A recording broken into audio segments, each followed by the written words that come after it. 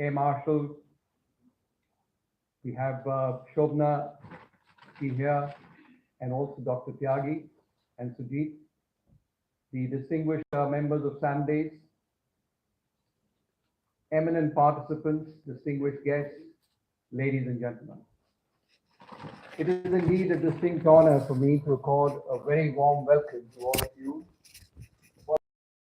on cyber warfare, concepts and contours, Society for Aerospace, Maritime and Defense Studies, in partnership with Luciantis Tech as our knowledge partner. And we have Mr. Kushal Kaushik, who is the founder and CEO of Luciantis Tech with us. As you're aware, SAMDAYS is a key think tank with the charter to assist in the development of national military, aerospace, maritime, and defense ecosystem in a holistic, coordinated, and integrated manner. To achieve this objective, SAMDAYS has conducted various conferences over the years, including webinars on subjects such as negotiating defense contracts, the catalyzing defense exports, leveraging leasing of defense equipment, artificial intelligence for air warriors, maritime security to harness the blue economy, space technologies for national defense and security, and private sector participation in defense production. Today's conference on cyber warfare, concepts and contours is an effort to achieve yet another objective of SAMDAYS, which is to leverage technology and assist in utilization of cutting edge of technology in the development of national security and defense. Speaking at the Global Cyber Conference with the theme of Secure and Inclusive Cyberspace for Sustainable Development, the Honorable Prime Minister, Shri Narendra Modi, said that the global community must address the issue of cybersecurity with confidence as much as with resolve. The Honorable Prime Minister further stated that nations also have the responsibility to ensure that the digital space does not become a playground for dark forces, for terrorism and radicalization, unquote. Over the past few years, India has taken tremendous strides in leveraging technology and bringing about transformational changes to develop the cyber defense capability. In addition, we have adopted the cyber governance models, and today, India is at the 10th position in Global Cyber Security Index. During the course of this conference, it will be our endeavor to understand the stellar role played by the National Cybersecurity Coordinator and the National Cyber Coordination Center in coordinating various issues across various sectors so as to ensure a safe, secure, as well as a resilient cyberspace by providing threat perceptions and mitigating the cyber threats to our cyberspace in India. Cyberspace is gaining newfound importance as each day goes by in various aspects of human activity and as a fifth domain of warfare. And I have no doubt that the current century is the century of cyberspace and cyber warfare. Wars of the future will be multi-domain, multi-dimensional, and fought across the entire spectrum of conflict. We therefore need to evolve and chart a comprehensive national cyber strategy, addressing the threats and challenges, and bringing about a comprehensive the cyber capability to ensure deterrence as well as offensive and defensive cyber warfare. I'm sure that the Director General Defense Cyber Agency will enlighten us on some of the cybersecurity issues related to the armed forces and the Ministry of Defense. Under the leadership of our Honorable Prime Minister, Shri Narendra Modi's dynamic initiative of Digital India, has a vital relationship with the nation's economic growth. There has been rapid digitalization across various avenues of public activity.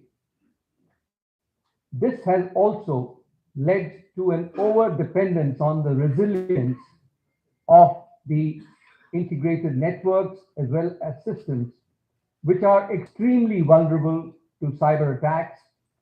And actually, India has emerged as one of the most attacked nations in cyberspace. As you're aware, the critical information infrastructure comprises the networks related to the government as well as the networks of transport, telecom, power and energy, as well as the banking and financial systems and the strategic and public enterprises. The National Critical Information Infrastructure Protection Center is actually the nodal agency which is designated for protection of the critical information and infrastructure, and the CERT-In, which is India's computer emergency response team, issues advisories and response to various cyber incidents.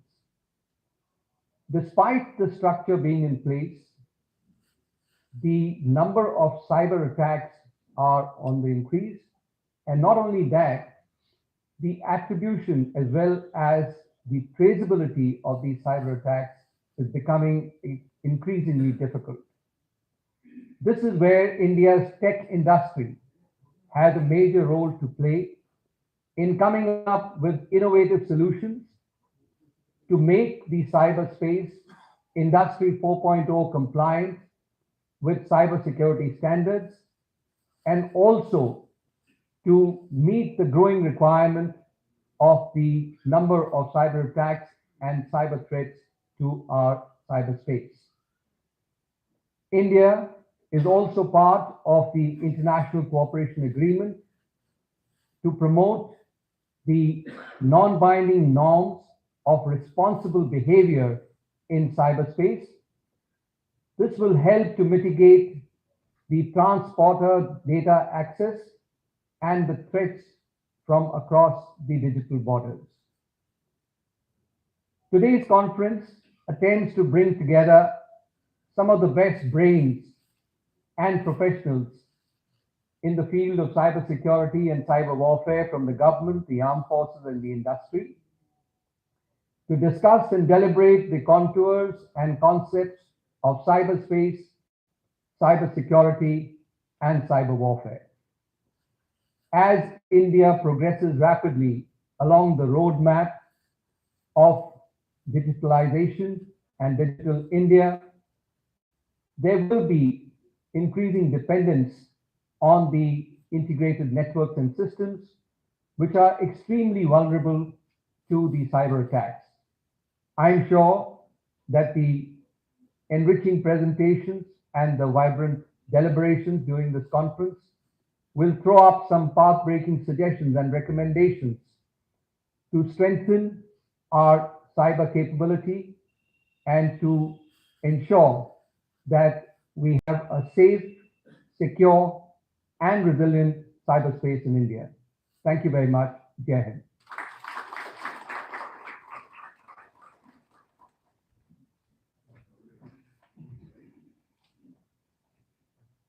Thank you. Thank you, sir, for your welcome remarks. Now it's our pleasant duty to start the proceedings in the traditional way by lighting the lamp. May I request our dignitaries on the stage to kindly light the lamp and commence the proceedings.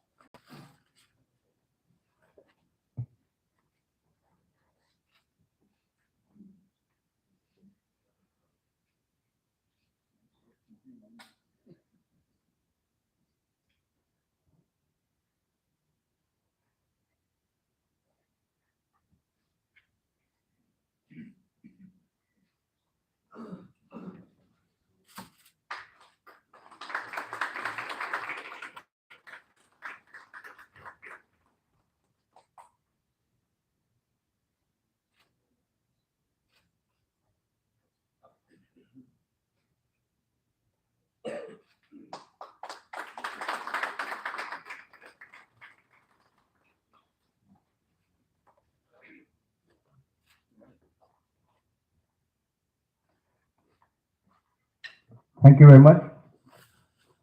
We have come to the moment that we are waiting for the chief guest inaugural address today. Uh, Without further ado, uh, the biographs and all that is with you in your documents. General Punch requires no further introduction. And I now request our chief guest, Lieutenant General Dr. Rajesh Pant, CGSM, Aviation, GSM, PhD, our National Cybersecurity Coordinator, to kindly deliver the inaugural address. Thank you. Yes. Vishal, can you note the presentation? Yeah. It needs your- We are also joined now by Sri Kailash Vijaywargiya.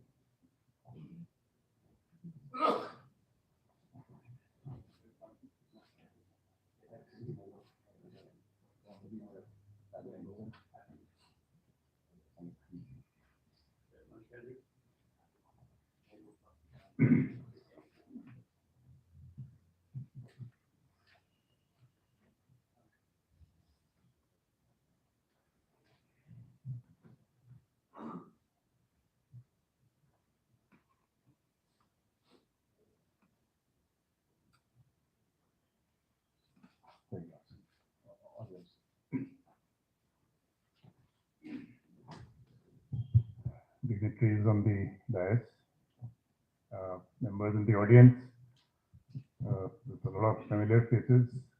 Ladies and gentlemen, good morning to all of you. Let me first thank SAMDES team for organizing this very timely and relevant seminar. Special thanks to Admiral Dhawan and General Lamba, who reached out personally because, you know, in the National Security Council Secretariat, we have a very busy schedule, but I said I have to be here, and especially for this subject that you have chosen. There is an opening slide here. I have been asked to speak for 15 minutes on cyber war and national security. And the quote of our Honorable Prime Minister, I think, says it all, where he says, I dream of a digital India where cyber security is an integral part of national security. This is, I think it says it all. Let me start with a brief understanding of cyberspace.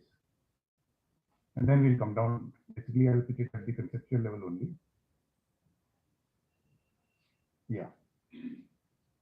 So cyberspace, as most of you are aware, is basically an interconnected world of endpoints, of hardware, software, data in transit, data at rest, and the processes that go along with it. The endpoints could be your mobile phone, it could be laptops, it could be weapon systems in any platform. And as far as the other domains are concerned, land, air, sea, space, and cyber, I do not know if how many of you have gone to the air, sea, and cyber domains, but every day when you take out your mobile phone and you do whatever you want to see, WhatsApp, you have entered cyberspace, which is why it is very important. So global cyberspace is this interconnected world. And then we have a concept of a national cyberspace and a national sovereign cyberspace. The definitions are given on the slide. It is a concept that we are presently addressing, that the total cyberspace within the nation over which we have jurisdiction, we are calling it as national sovereign cyberspace. And the cyberspace, for example, we may have some data on Amazon web server uh, who's located outside the nation, physically located outside. It's a Google or Amazon or any other service provider. But it is our data, but over which we do not have jurisdiction. So that will form part of the national cyberspace, but it will not be a national sovereign cyberspace, and that is the difference. A word about the global cyberspace. जब मैं ऊपर से देखता हूँ एक systems view जो कहते हैं, in fact these days they say a view from a Chinese balloon. When I see this global cyberspace, there are three distinct signs that are very luminous. The first is that it is looking to me like an egg which is about to crack. There are definitely two sides I am seeing, and the reasons are geopolitics. You are aware as to globally there is a weaponization of technology that has taken place, the weaponization of interdependence which is taking place. There are two clear sides now. I mean, if there was any doubt left, the war in Eastern Europe has proved it, including the big tech companies have taken sides, including some groups in the dark web. For the first time in my cyber career of almost 30 years, I found that in the dark web, the groups have taken sides aligned to the Russia, China, Iran, and some of the other countries' axis, as well as the Europe, UK, and the USA axis. So there is a very clear divide, which is leading to what is called as the splinter net. China has already applied to the International Telecommunications Union on a new internet protocol. They want to have a different new IP, it is called. It has also applied on what is called the GIDS, a global system for information security, which they are saying that we are the ones who are legally in the correct position to implement the architecture of the internet. And for those of you who have not gone into the details of the architecture of the internet, I'll take a minute that supposing you type google.com, after .com, there is something called a .null, which is not written, but it is understood by the architecture. And that .null implies that the first packet goes to the root server. And there, that DNS tells you what is the .com ID, and then .com DNS tells you what is the Google 8.8.84. So there are 13 root servers in the world. 11 are in the US, one is in Europe, and one is in Japan, which is what has also peeved this Eastern lobby, if I may say so. So there are serious issues on the architecture. I've been after the ICANN and the IETF to at least place a few root servers in Asia, at least to settle the balance right. So the first point is the geopolitics-driven splinter net. The second point is the lack of international laws. It took the United Nations group of government experts 20 years to create 11 non-binding norms for responsible behavior by states in cyberspace. So I was a member of the last UNGC also, and every word that you write there, you say it should be a trusted network. They say, what do you mean by trust? So there are, every word is challenged there. But finally, it took them 20 years to come out with these 11 non-binding norms. There is a mutual legal assistance treaty, which is very painful actually to implement. It takes a very long time.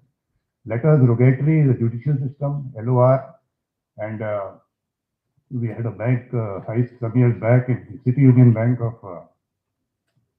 Chennai, where it took us about 120 days to get the letter rogatory. And when we went to this country where we knew the money had gone, they said, sorry, international law says 90 days, and 91st day he had taken out the money. So this is the second point in the global cyberspace, that the international laws are almost non-existent, if I may say so. There was a manual called the Tallinn manual. Tallinn is the capital of Estonia. Tallinn 2.0 also came out. It gave out some definitions as to what is a cyber weapon, what is the threshold above which you can call it a cyber war. and a lot of other definitions were there, but today people have forgotten the Italian manual also. So this is the second point, that global cyberspace is WWW, Wild Wild West. And the third point, as Admiral Dhawan also said, is the lack of attribution. If you come to our National Informatics Center, there's a huge map in front, the world map, which tells you so-called as to where the attacks are coming from. And on that map, 40% of the attacks are coming from mainland US, because he's only showing you the last IP address from where you are getting the malware. But actually, he's 3-4 hops behind that. Behind the server that he's hired in US, he is from coming from Netherlands. From Netherlands, he's gone to Germany, and from Germany, is probably from where he's sitting at home and or in his office and attacking us. So lack of attribution, the lack of international laws, and this geopolitical driven splinter net is something that is aiding the criminal. That is the point I wish to make, that we have a quote in my office which says that in cyber war or in cyberspace, every day is D-Day. As far as we are concerned, the war is already on. We can keep talking of the concept, but it is a very serious situation in cyberspace.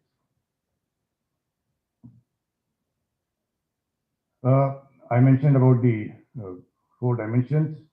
As far as the cyberspace is concerned, at the national level, it is very critical. All your strategic systems depend on it. Your national governance depends on it. The Digital India program depends on it. In case we have to reach that $5 trillion mark, the Digital India and the cybersecurity is very important. Because if we have to grow at 6.5%, 7%, we just cannot afford any headwinds and losses due to cybercrime. Year before last, as a nation, we lost 2 lakh crore rupees were lost due to cybercrime in India. And globally, the World Economic Forum has said that cybercrime is the biggest man-made risk to the economic progress of nations. And the loss last year is estimated at $6 trillion. So that is the importance it has for the national economy. It is a fundamental pillar of our comprehensive national power, and it is definitely today a subset of national security. Cyber security has now crossed that threshold of, it is not about, morphing pages and photos, etc. It is hitting your power, creating, hitting your critical infrastructure, taking out very critical data.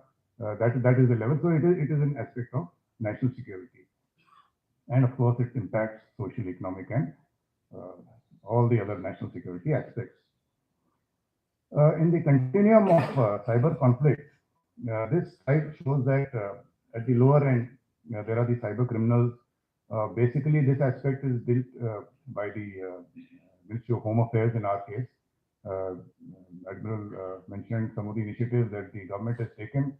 One of the initiatives we've taken is to create a Indian Cyber Coordination Center, Cybercrime Coordination Center, I4C.